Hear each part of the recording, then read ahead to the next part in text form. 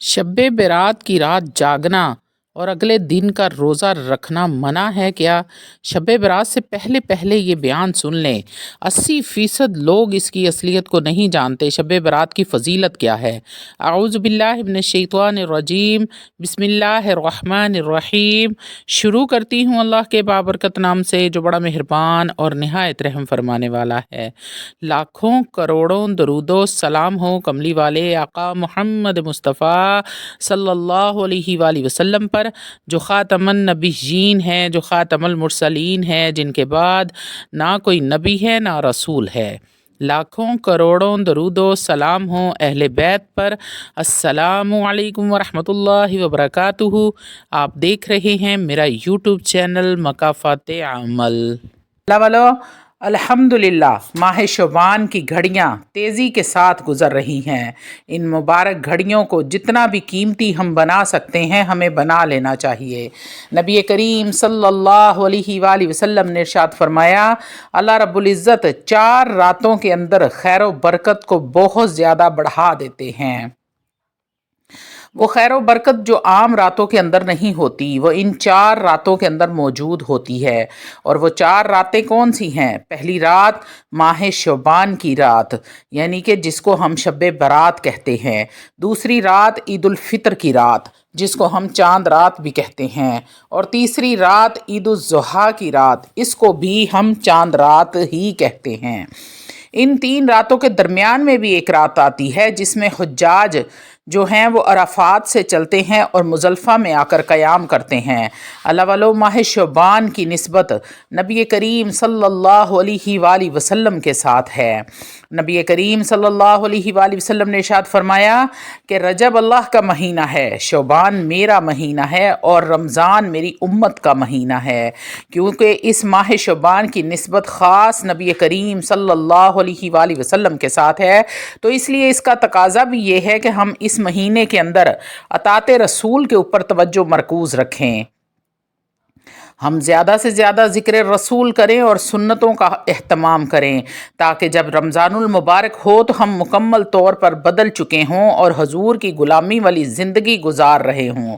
तो फिर इंशाअल्लाह तालाहुल अज़ीज़ रमज़ानुल मुबारक में करम ही करम होगा। आज का जो मौजू है शब बारात यानी 15 शबान की रात। अल्लाह वालों, 2 अमाल हैं। एक है रात की इबादत यानी शब बेदारी, और दूसरा है अगले दिन का रोज़ा रखना। हज़रत सैयदना ईसा अलैहिस्सलाम अक्सर रोज़े की हालत में होते थे। तो सैयदना ईसा अलैहिस्सलाम इसी हालत रोज़ा के अंदर एक मस्जिद में तशरीफ़ ले गए। आपकी निगाह एक पहाड़ के ऊपर चोटी पर पड़ी। जो पहाड़ बड़ा ही बुलंद था, उस पहाड़ के ऊपर एक सफ़ेद और दूधिया रंग की चट्टान थी जो दूर से चमक रही थी। तो सैयदना ईसा अलैहिस्सलाम इस मस्जिद से निकले, उस पहाड़ की तरफ चल पड़े। चलते चलते जब उस पहाड़ की चोटी पर पहुँचे तो आप इस चोटी के गिर्द गोल गोल घूमने लगे, क्योंकि वो जो सफ़ेद चोटी थी उसकी खूबसूरती ने, इस चोटी के हुस्न जमाल ने आपको गर्विदा कर लिया था। आप हैरत ज़दा हुए कि इतनी खूबसूरत मेरे रब की तख्लीक है। तो जब आपको ताज्जुब हुआ तो अल्लाह रब्बुल इज़्ज़त ने हज़रत ईसा अलैहिस्सलाम को मुखातिब करके फ़रमाया, ए मेरे ईसा, ए मेरे कलीम, मैं इससे भी ज़्यादा अजीब बात आपको दिखाऊं? तो आपने फ़रमाया, या अल्लाह ज़रूर दिखाएं। तो वो चट्टान जो है वो चट्टान फटी, उसमें से एक असा यानी छड़ी, एक यानी एक डंडा वो सामने है, एक अंगूर का गुच्छा है, पानी का प्याला रखा है और एक बुज़ुर्ग हैं जो नमाज पढ़ रहे हैं। अब सैयदना मूसा ईसा अलैहिस्सलाम और भी हैरत ज़दा हुए कि ये मैं क्या देख रहा हूँ। जब उन बुज़ुर्ग ने सलाम फेरा तो सैयदना ईसा अलैहिस्सलाम ने उनसे पूछा, ए शेख, ये मैं क्या देख रहा हूँ? इन बुज़ुर्ग ने सैयदना ईसा अलैहिस्सलाम की बारगाह में अर्ज़ की कि ये मेरा हुजरा है और जो कुछ आप देख रहे हैं ये मेरा रिज़्क है जो मेरा रब हर रोज़ मुझे यहाँ पहुँचाता है। पहाड़ के अंदर जो कि बंद है उसके अंदर मेरा रब मुझे रिज़्क पहुँचा रहा है। तो सैयदना ईसा अलैहिस्सलाम ने पूछा, आप कब से इस पहाड़ की कोख के अंदर, इस चट्टान के अंदर क़याम पजीर हैं? तो उन बुज़ुर्ग ने फरमाया کہ میں پچھلے 400 سال سے اللہ رب العزت کی عبادت کر رہا ہوں۔ اللہ رب العزت نے مجھے اس بند غار کے اندر رکھ کے میرا رب مجھے پال بھی رہا ہے، کھلا بھی رہا ہے اور سلا بھی رہا ہے، سبحان اللہ، اور اپنی عبادت کرنے کی توفیق مجھے بخشی ہے۔ میں دن رات رب کو سجدے کر رہا ہوں، اس کے نام کی تسبیح کر رہا ہوں۔ اب سیدنا عیسیٰ علیہ السلام اور بھی زیادہ حیرت زدہ ہوئے اور رب کی بارگاہ میں عرض کی، یا اللہ اس سے بھی زیادہ کوئی حیرت والی بات ہے؟ تو رب نے فرمایا کہ اے میرے کلیم، اس سے بھی زیادہ حیرت والی بات یہ ہے کہ 15 شعبان کی رات، یعنی شب برات کی جو رات ہے، یعنی ماہ شعبان کی 15ویں رات کو جو پائے اور میرے محبوب کا وہ امتی ہو، صرف 2 رکعت نفل ادا کر لے، تو مجھے میری عزت اور جلال کی قسم ہے، اس کی 400 سال کی عبادت ایک طرف اور میرے اس امتی کے 2 رکعتیں نفل مجھے اس سے زیادہ محبوب اور افضل ہیں، سبحان اللہ۔ جب سیدنا عیسیٰ علیہ السلام کے سامنے رب العزت نے نبی کریم کی امت کی فضیلت کو کھولا تو سیدنا عیسیٰ علیہ السلام اور بھی زیادہ حیرت میں مبتلا ہوئے اور رب کی بارگاہ میں عرض کرنے لگے، یا اللہ کاش میں تیرے محبوب کا امتی ہوتا۔ اللہ والو، نبی اس امت میں پیدا ہونے کی دعائیں کرتے رہے ہیں، حسرتیں لے کر اس دنیا سے چلے گئے۔ اللہ رب العزت نے ہمیں بن مانگے یہ اعزاز بخش دیا اپنے محبوب کی امت میں پیدا کرنے کا۔ اس لیے اللہ والو 15 شعبان کی رات کو ہم نے قیمتی بنانا ہے۔ ہمارے ہاں کیا رواج بن گیا ہے؟ پٹاخوں کی طرف لوگوں کا رجحان ہے، بازاروں کی طرف رجحان ہے۔ جن گھروں کے اندر نئی نئی شادیاں ہوئی ہیں، نئی نئی منگنیاں ہوئی ہیں، نکاح ہوئے ہیں، ان سے میل ملاپ، کوئی شب برات لینے جا رہا ہے تو کوئی شب برات دینے جا رہا ہے۔ تمام ہمیں وہ رسمیں سمجھ آ گئی ہیں، لیکن کملی والے کا دین ہمیں سمجھ نہیں آیا۔ یہ سمجھ نہ آیا کہ شب برات کے اعمال کیسے کرنے ہیں اور ہدیہ حضور کو کیسے بھیجنا ہے۔ اللہ والو، 15 شعبان کی رات نوافل کا اہتمام کریں۔ 15 شعبان کی رات بعد نماز مغرب شروع ہو جاتی ہے اور طلوع فجر تک اس کا وقت رہتا ہے۔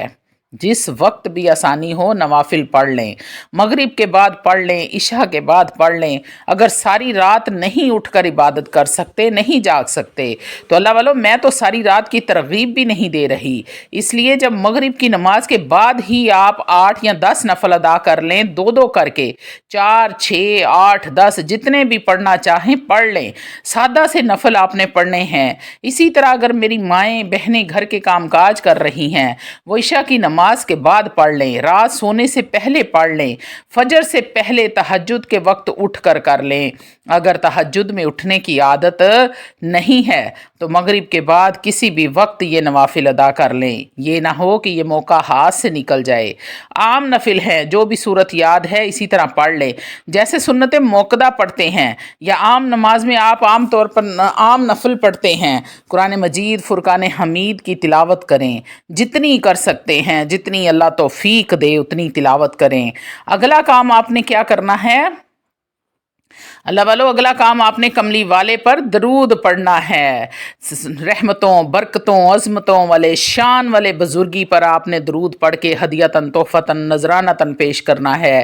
15 شعبان کی رات خاص کر کے ایک تسبیح درود ابراہیم کی آپ نے لازمی کرنی ہے۔ اس کے بعد آپ نے درود تنجینہ پڑھنا ہے۔ تسلی کے ساتھ، حرام کے ساتھ آپ نے جب فارغ ہو جائیں تو بیٹھ جانا ہے۔ اب بات ذرا توجہ کے ساتھ آپ نے سننی ہے۔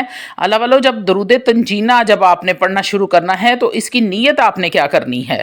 اس کی نیت آپ نے کرنی ہے، یا اللہ پورا سال جو بھی آنے والے آفات و بلیات ہیں، مصیبتیں ہیں، پریشانیاں ہیں، تکلیفیں ہیں، مجھے میری آل اولاد کو، میرے کاروبار کو محفوظ فرما۔ یعنی اللہ کی رحمت کو سمیٹ لینا ہے، خالی اپنے لیے نہیں مانگنا، اپنے سارے گھر بار کے لیے مانگنا ہے۔ اور اگر دل بڑا کریں، دل میں تھوڑی سی جگہ پیدا کریں تو اپنے رشتہ داروں کے لیے بھی دعا مانگ لیں۔ دل تھوڑا سا اور بڑا کر لیں تو حضور کی امت کے لیے بھی دعا مانگ لو۔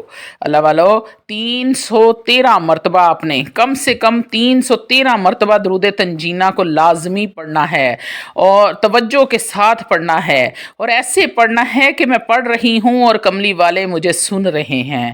اللہ والو، آپ نے جو نیت میں نے آپ کو بتائی ہے اس نیت کے ساتھ آپ نے اس 313 مرتبہ درود تنجینہ کو پڑھ کے اپنے رب سے مانگنا ہے۔ اللہ والو، اگر تمہیں 15 شعبان کی رات مل جائے، رات کو شب بیداری کرو اور اگلے دن صبح کا روزہ رکھو۔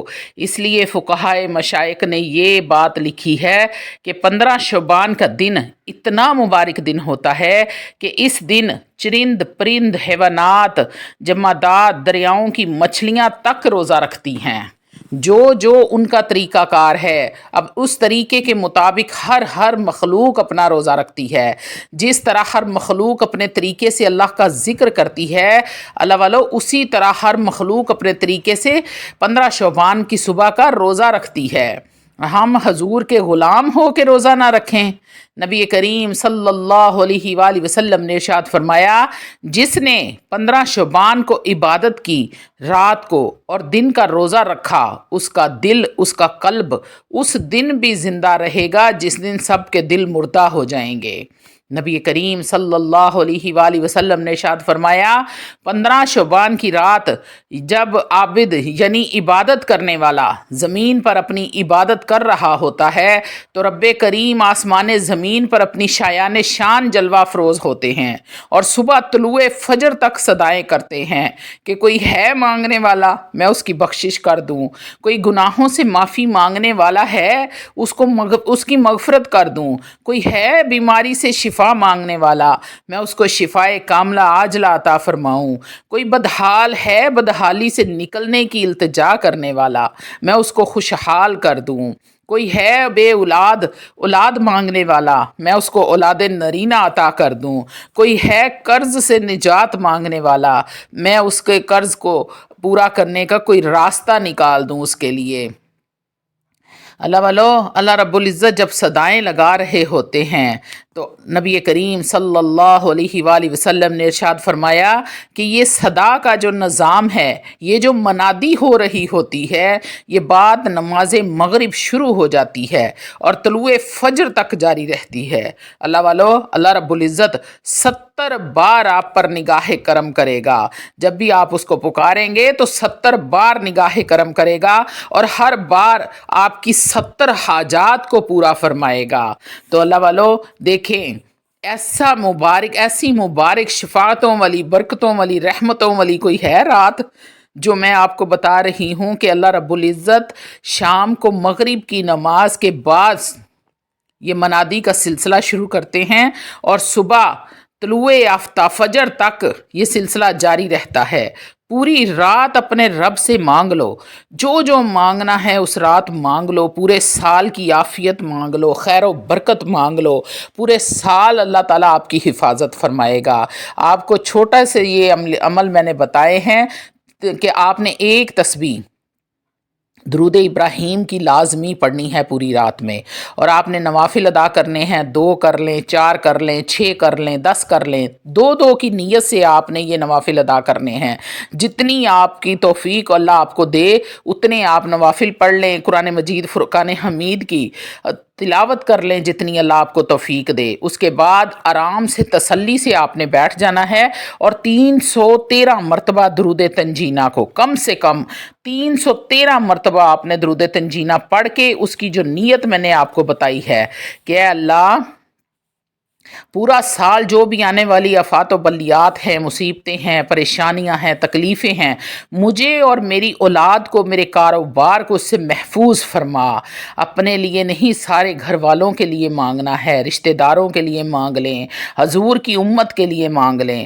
تو یہ آپ نے نیت کر کے 313 مرتبہ درود تنجینہ کو پڑھ لینا ہے اور اپنے رب سے مانگنا شروع کر دینا ہے۔ انشاءاللہ تعالی العزیز اپنے آپ کا رب ہر بار پوری رات میں جب بھی آپ اس کو پکاریں گے 70 بار آپ کی طرف نگاہ کرم کرے گا اور ہر بار 70 حاجتیں آپ کی پوری کرے گا۔